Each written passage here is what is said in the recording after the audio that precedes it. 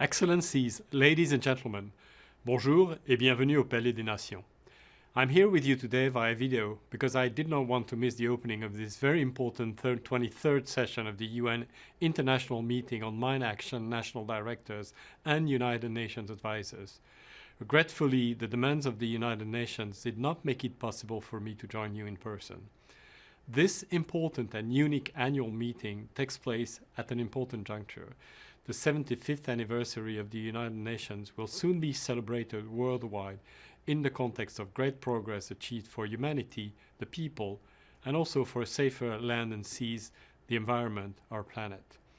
This anniversary will be also celebrated in a sad context of increasing disregard for international humanitarian and human rights law. The urbanization of warfare and the deliberate targeting of civilians and UN Blue Helmets call for renewed energy to find solutions, commit, and act. The number of victims is rising, notably due to the use of improvised explosive devices. More than half of the victims are children. Children like the ones recently targeted by IEDs in Burkina Faso. The 2020 theme, Solutions, Commitments, Actions, cannot be more timely. None of us here today can afford to be discouraged. The mine action work done by member states, the United Nations and civil society to eradicate explosive devices, prevent their use and protect against them was not and is not in vain.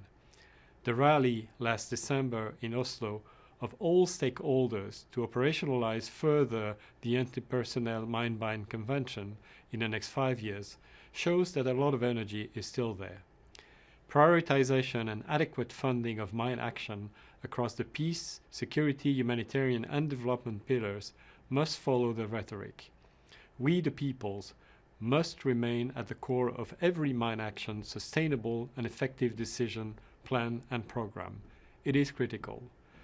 This is the first line of the UN Charter and the very foundation of which the United Nations was built. Caring for our blue planet in mine action, as in our other activities, is the only way toward a sustainable future for our world.